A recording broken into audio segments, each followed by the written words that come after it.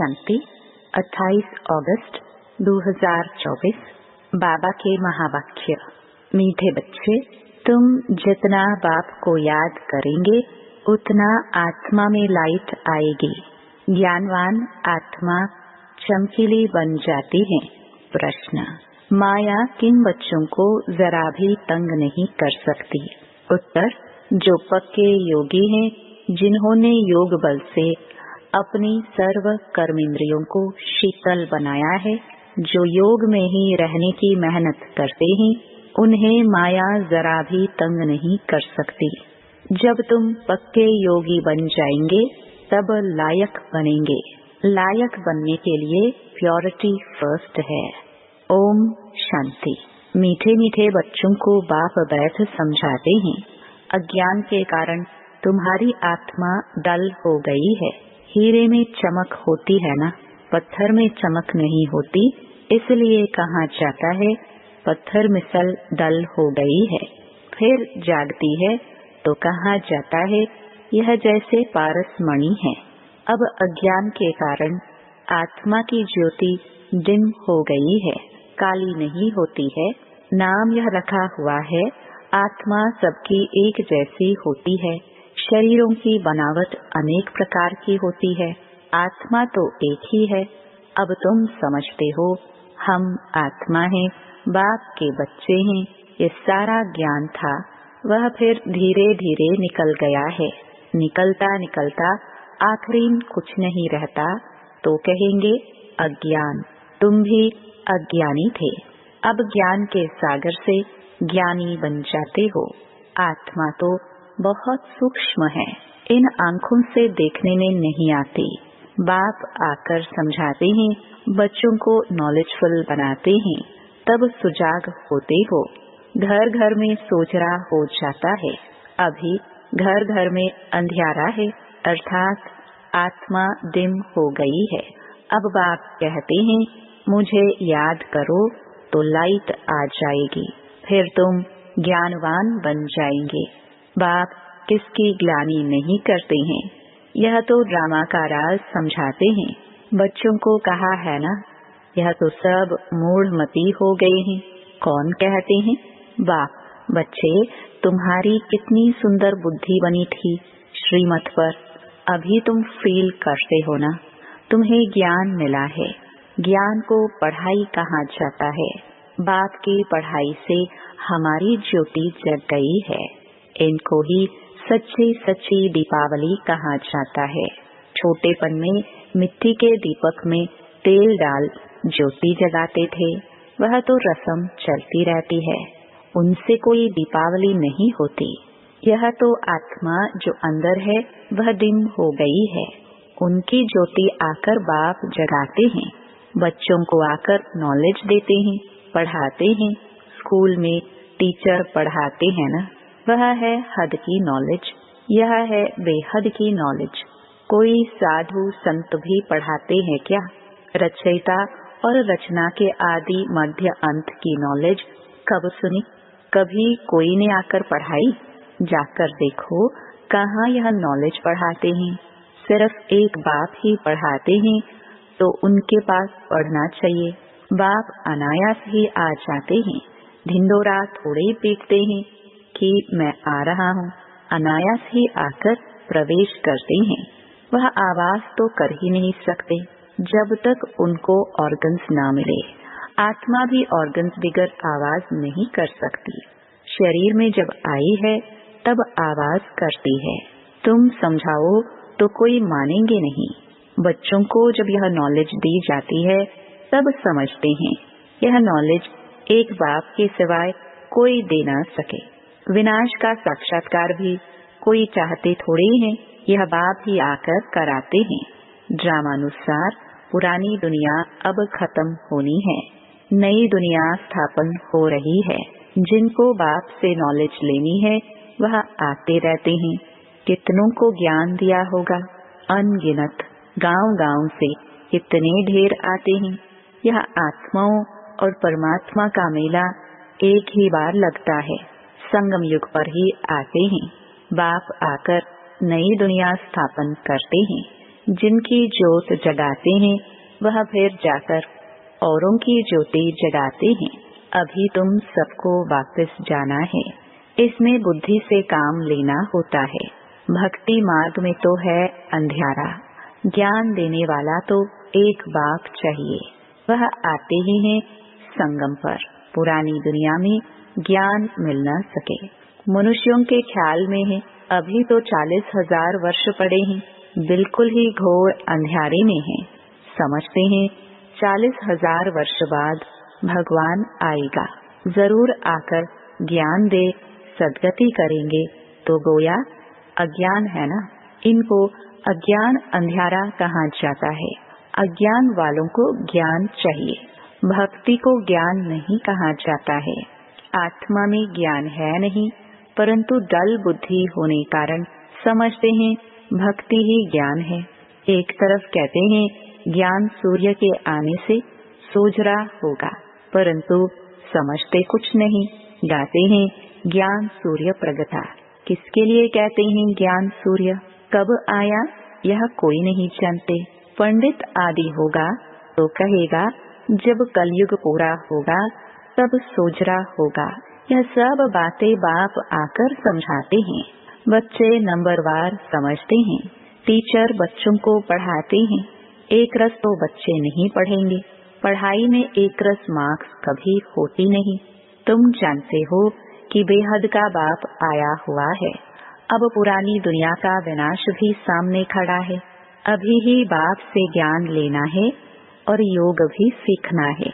याद से ही विकर्म विनाश होंगे। बाप कहते हैं इस संगम पर ही आकर इस शरीर का लोन लेता हूँ, अर्थात प्रकृति का आधार लेता हूँ। गीता में भी यह अक्षर है। और कोई शास्त्र का नाम बाबा नहीं लेते हैं। एक ही गीता है। यह है ही राजयोग की पढ़ाई। नाम रख दिया है गीता। इसमें पहले पहले लिखा है भगवानुवाच। अब भगवान किसको कहा जाता है? भगवान तो है निराकार। उनको अपना शरीर तो है नहीं। वह है निराकारी दुनिया जहाँ आत्माएं रहती हैं। सूक्ष्म वतन को दुनिया नहीं कहा जाता। यह है स्थूल साकार दुनिया। वह है आत्माओं की दुनिया।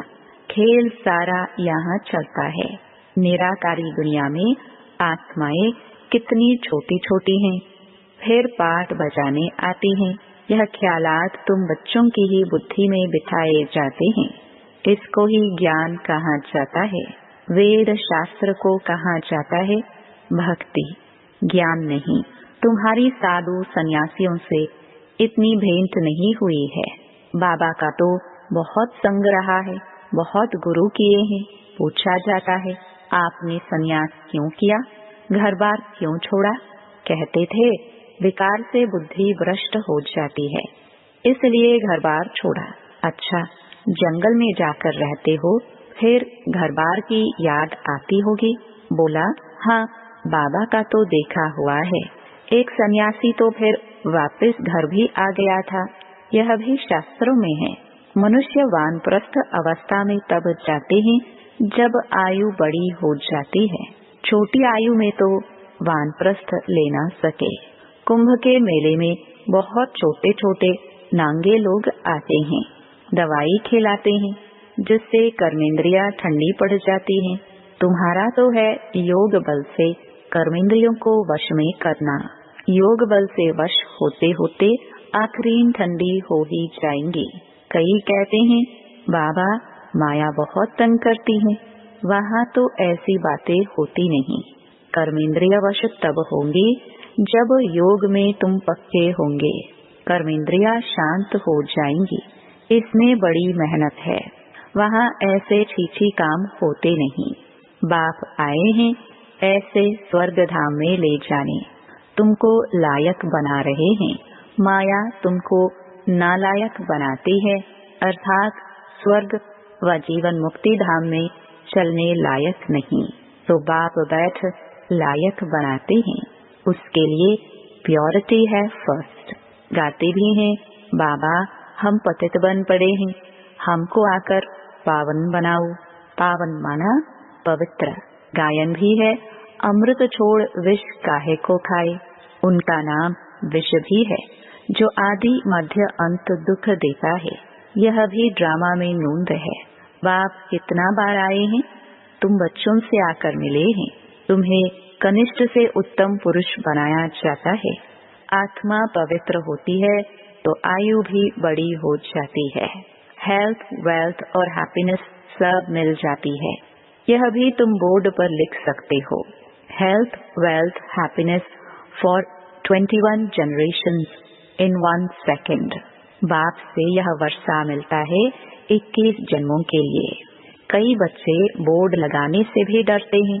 बोर्ड तो सबके घर पर रहता ही है। तुम सर्जन के बच्चे हो ना, तुमको हेल्थ, वेल्थ, हैप्पीनेस सब मिलती है, तो तुम फिर औरों को दे सकते हो तो क्यों नहीं बोर्ड पर लिख देते हो। तो मनुष्य आकर समझे कि भारत में आज से 5000 वर्ष पहले हेल्थ, वेल्थ थी, पवित्रता भी थी। बेहद के बाद का वर्षा 1 सेकेंड में तुम्हारे पास बहुत आएंगे। तुम बैठ समझाओ, यही भारत सोने की चिड़िया थी, इन्हों का राज्य था। फिर यह कहाँ गए? 84 जन्म पहले यह लेंगे।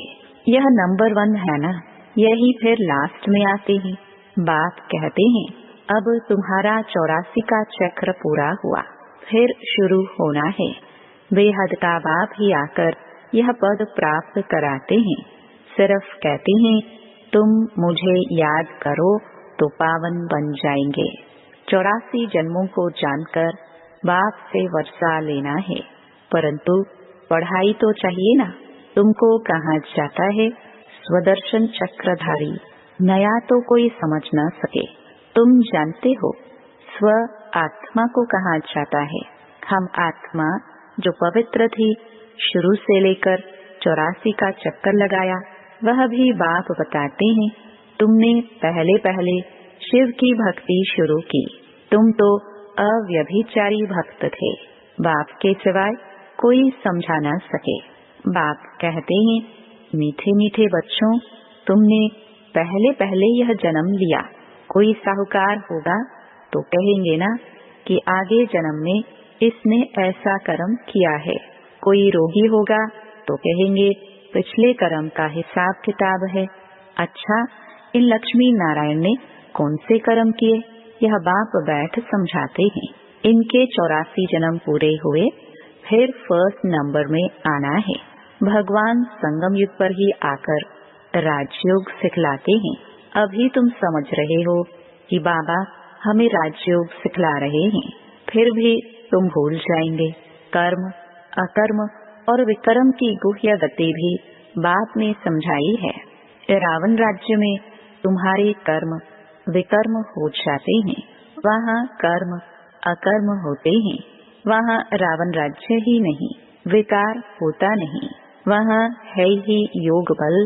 जबकि योग बल से हम विश्व के मालिक बनते हैं, तो जरूर पवित्र दुनिया भी चाहिए। पुरानी दुनिया को अपवित्र, नई दुनिया को पवित्र दुनिया कहा जाता है। वह है वाइसलेस वर्ल्ड, यह है विशियस वर्ल्ड। बाप ही आकर वेश्यालय को शिवालय बनाते हैं। सतयुग है शिवालय।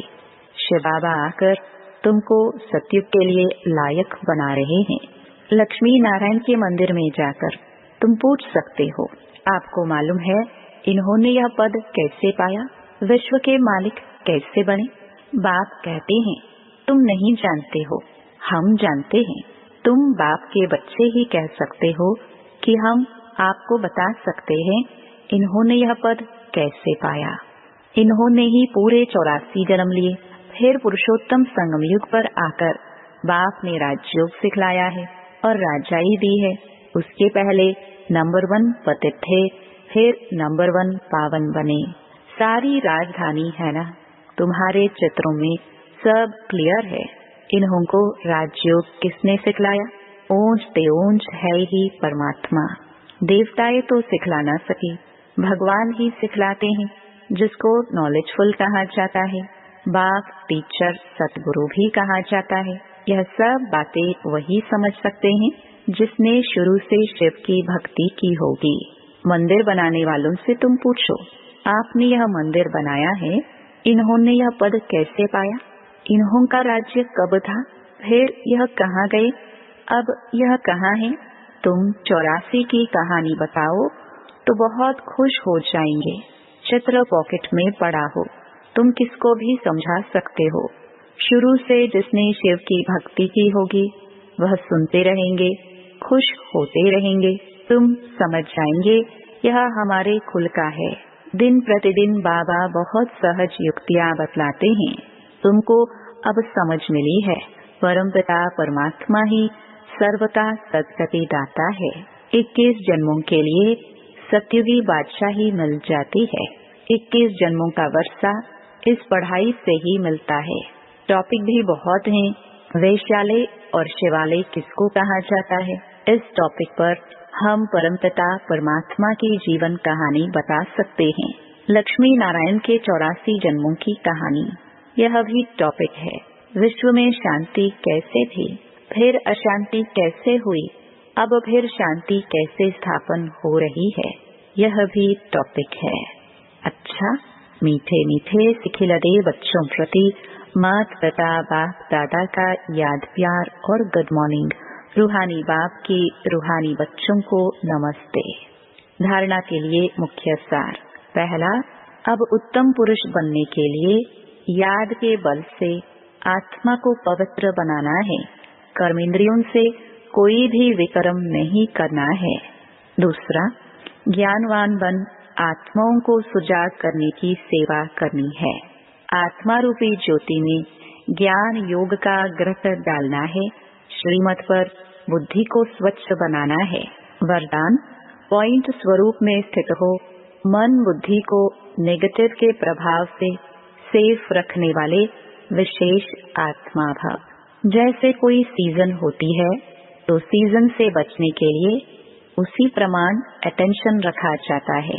बारिश आएगी तो छाते, रेनकोट आदि का अटेंशन रखेंगे। सर्दी आएगी तो गर्म कपड़े रखेंगे। ऐसे वर्तमान समय मन बुद्धि में नेगेटिव भाव और भावना पैदा करने का विशेष कार्य माया कर रही है। इसलिए विशेष सेफ्टी के साधन अपनाओ। इसका सहज साधन है एक पॉइंट स्वरूप में स्थित होना। आश्चर्य और क्वेश्चन मार्क के बजाय बिंदु लगाना, अर्थात विशेष आत्मा बनना। स्लोगन, आज्ञाकारी वह है जो हर संकल्प, बोल और कर्म में जी हुजूर करता है। ओम शांति।